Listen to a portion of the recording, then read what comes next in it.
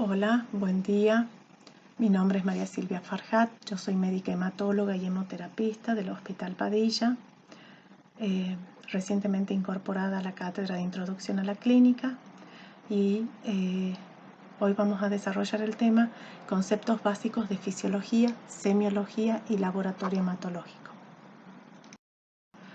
Como definición, podemos decir que la sangre es un tejido conectivo, líquido, que circula por el sistema cardiovascular, el cual es esencial para la homeostasis de todo el organismo.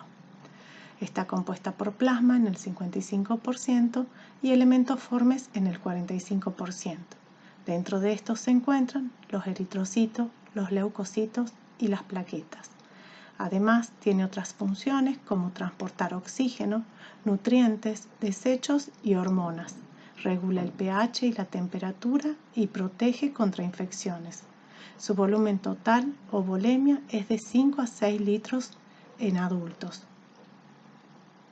Entre las funciones principales de los componentes de la sangre tenemos el plasma, que constituye la parte líquida, y el 92% está constituido por agua, y en el resto, en el 8% restante, contiene proteínas como albúmina, globulinas, sales y factores de coagulación. A su vez transporta sustancias y nutrientes.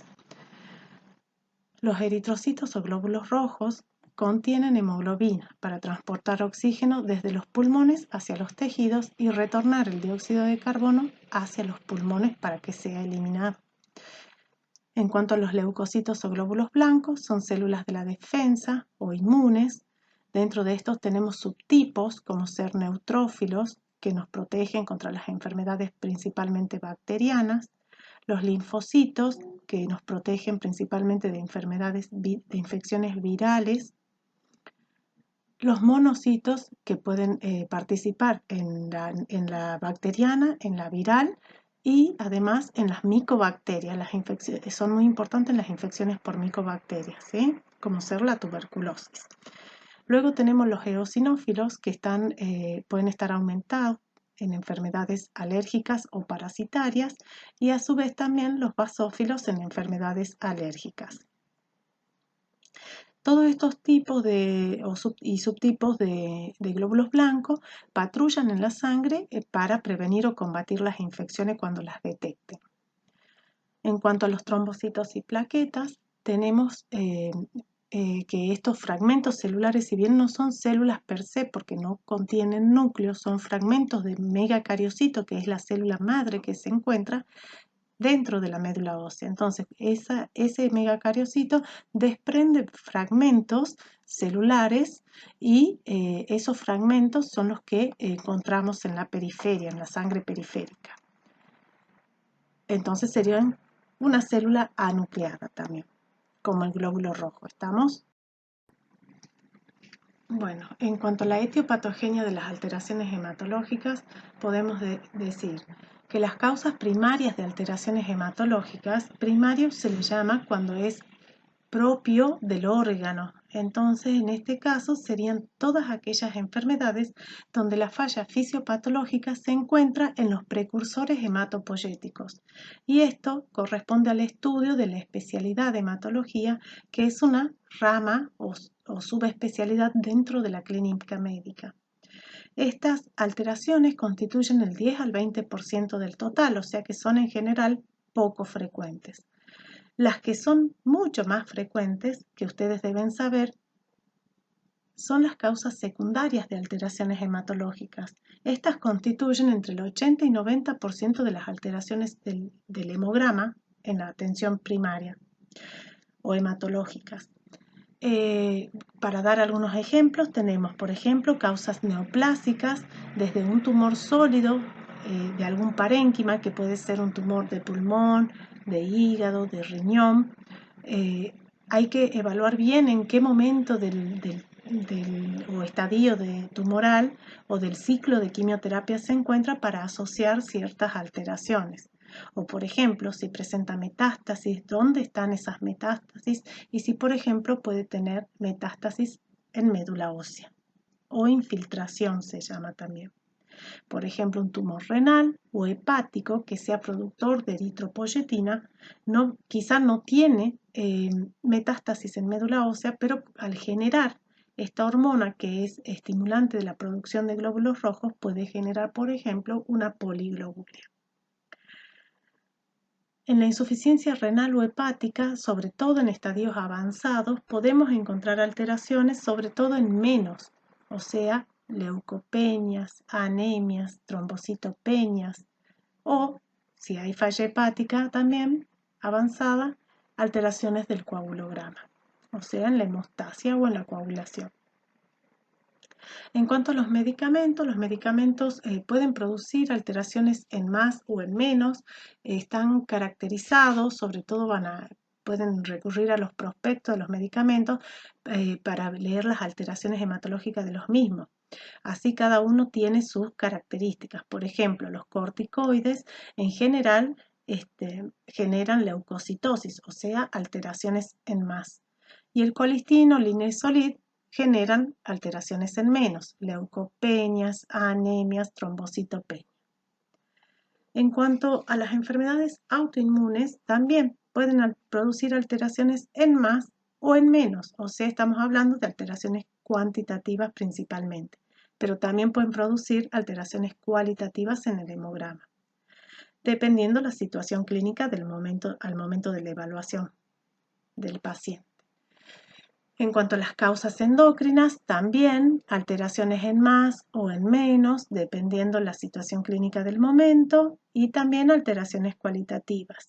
Igual con las infecciosas, cada una con sus características, y existe un grupo de alteraciones que entran en un grupo que se llaman misceláneas o de causa desconocida, que sería un grupo heterogéneo y diverso de patologías que no encajan en una categoría clínica principal o tradicional, por ejemplo la sarcoidosis, y pueden generar alteraciones hematológicas, pero hasta que uno puede llegar al diagnóstico puede pasar mucho tiempo.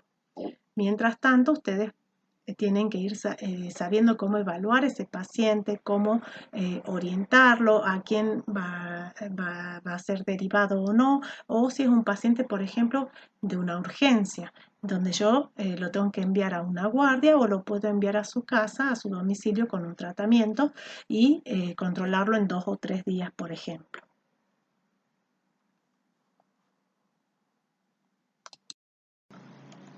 En cuanto a la semiología hematológica,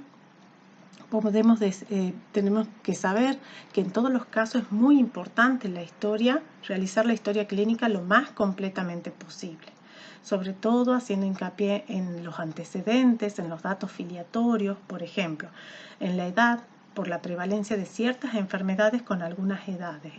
En pediatría y en el anciano son muy frecuentes las alteraciones carenciales.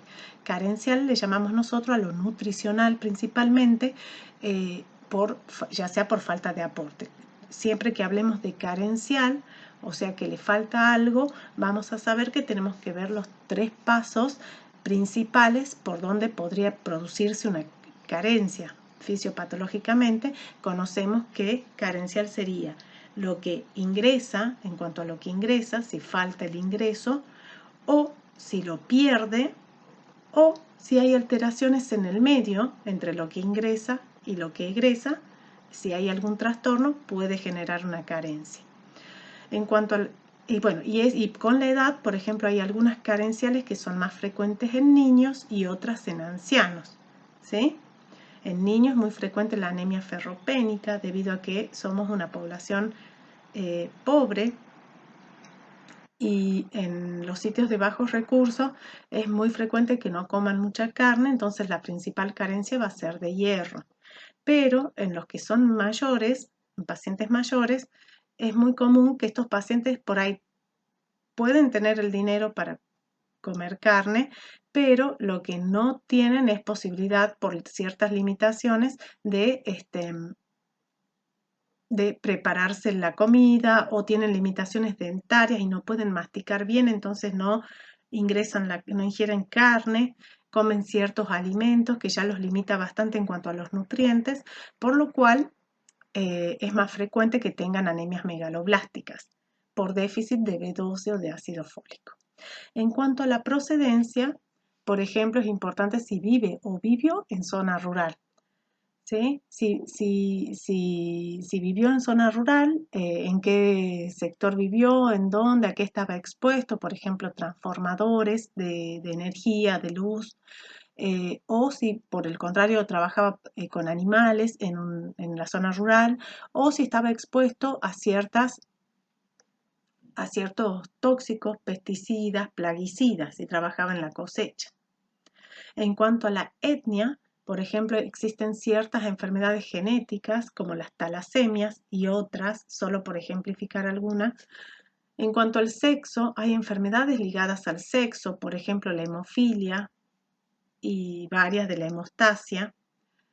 En cuanto a la profesión, aquí se reportan las enfermedades por exposición laboral, sobre todo en una metalúrgica, expuestos al benceno, por ejemplo, los que trabajan en estación de servicio y otras profesiones.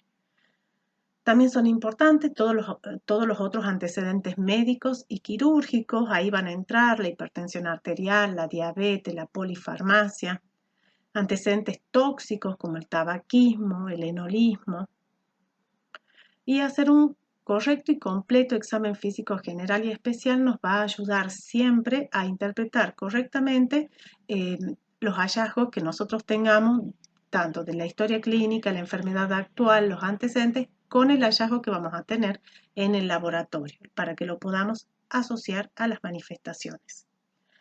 En cuanto a los signos y síntomas, podemos decir que los podríamos agrupar, por ejemplo, en alteraciones de los glóbulos rojos, donde se puede producir un síndrome anémico o poliglobúlico. En cuanto a los glóbulos blancos, un síndrome infeccioso o, por el contrario, oncológico, como leucemias y linfomas. Y en cuanto a las plaquetas, los sangrados y las alteraciones de la hemostasia. Vamos a describir ahora un poquito de los hallazgos en el principal laboratorio hematológico, que es el hemograma. El hemograma presenta valores cuantitativos y cualitativos. En cuanto a los valores cuantitativos, estos pueden referirse, o sea, evidenciarse, los pueden informar en valores absolutos o relativos. En cuanto a los valores absolutos, en el primer cuadro que está a la izquierda, valores hematológicos normales, tenemos la hemoglobina para el hombre de 13 a 17 gramos por decilitro, para la mujer de 12 a 15. En cuanto al hematocrito, en porcentaje de 42 a 52% para el hombre y 36 a 46% en la mujer.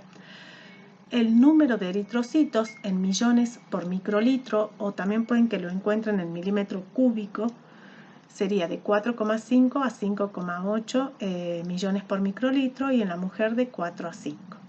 Los reticulocitos son una forma especial de glóbulo rojo donde se lo encuentra el glóbulo rojo en un estado o estadio previo al maduro, al de glóbulo rojo.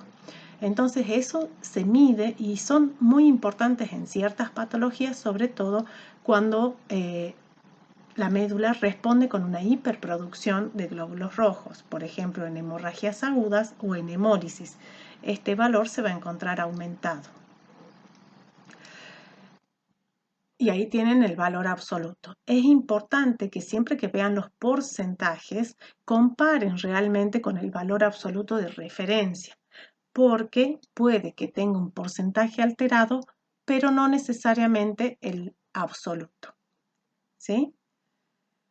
En cuanto a los otros parámetros que vemos aquí abajo, el BCM, que sería el volumen corpuscular medio, se mide en femtolitros y corresponde a 80 a 100 femtolitros, es para ambos sexos. El HCM, que es la hemoglobina corpuscular media, que se mide en picogramos, ronda entre los 27 a 33 picogramos para ambos sexos. La concentración de hemoglobina corpuscular media, que se mide en porcentaje, del 33 al 35%, y el RDW, que es el índice de distribución de los glóbulos rojos, de 12 a 14, que eso a 14% lo evaluamos siempre, en todos los casos, en forma cuantitativa y luego cualitativa. Este RDW nos indica la dispersión de los glóbulos rojos si es que hay mucha como mezcla o diferencia de tamaños en los glóbulos rojos.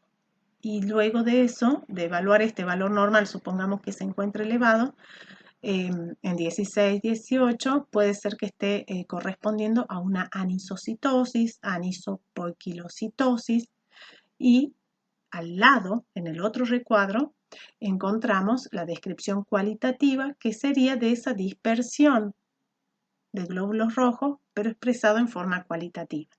Ya para hacer la disquisición entre lo que es valor absoluto es numérico, absoluto y relativo es numérico, o sea, cantidad. En cambio, en la descripción cualitativa del hemograma, nosotros podemos tener alteraciones en la forma de los glóbulos rojos, que se llama poiquilocitosis en forma general, pero luego, de acuerdo a cuánto predominen o quién predomine en la visualización de ese hemograma, que sería el frotis de sangre periférico, ya les voy a mostrar en otra diapositiva, pues se pueden describir como esferocitos, esquistocitos, eliptocitos u ovalocitos, dacreocitos, acantocitos. También pueden existir alteraciones en el color de los glóbulos rojos y a eso se llama anisocromía, que puede ser hipocromía o hipercromía. Y por último, las alteraciones en el tamaño, que se llaman anisocitosis en forma general, pero si le ponemos un nombre más específico de acuerdo a lo que encontremos mayoritariamente en el frotis de sangre periférico, lo vamos a llamar microcitosis o macrocitosis. Entonces, continuando con la descripción del hemograma, tenemos las alteraciones de los glóbulos blancos. En cuanto a las alteraciones de los glóbulos blancos, también tenemos las alteraciones cuantitativas y cualitativas. Lo que más van a observar en general es las cuantitativas.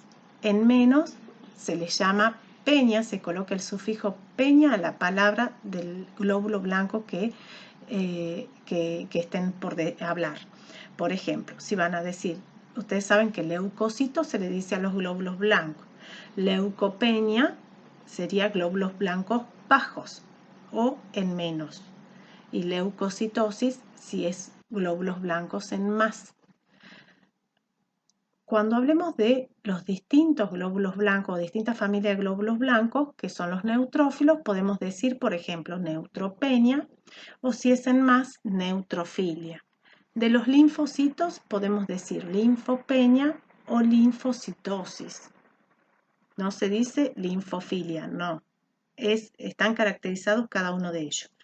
En monocitos decimos monocitosis o monocitopenia.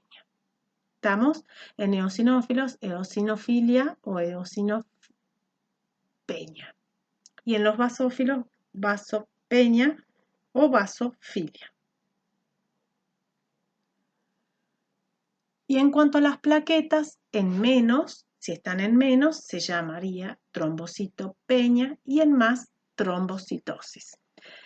También quiero aclarar en esta diapositiva que también existen alteraciones cualitativas de los glóbulos blancos y de las plaquetas, pero ya constituyen estados más específicos y son ya descripciones más enfocadas en lo hematológico, las alteraciones cualitativas, ¿sí? No la vamos a tratar en esta descripción. En esta diapositiva lo que quiero es ilustrarles el principal recurso que tiene tanto el bioquímico como el hematólogo para realizar la corroboración del hemograma, de ese hemograma que vimos anteriormente en un contador hematológico, que es un aparato que cuenta las células de la sangre y e informa las características de lo que encontró. Tienen software, esos contadores hematológicos ya están programados para las detecciones que tienen que realizar, pueden tener errores, por supuesto, entonces este recurso nos ayuda muchísimo para despejar algunas dudas o posibles errores técnicos del aparato. Entonces, al visualizar un ojo humano, la sangre, es ver y corroborar lo que se contó a través del contador hematológico. Bueno, espero que haya servido y cualquier duda me pueden escribir o consultar los días que yo estoy en la cátedra. Y muchas gracias.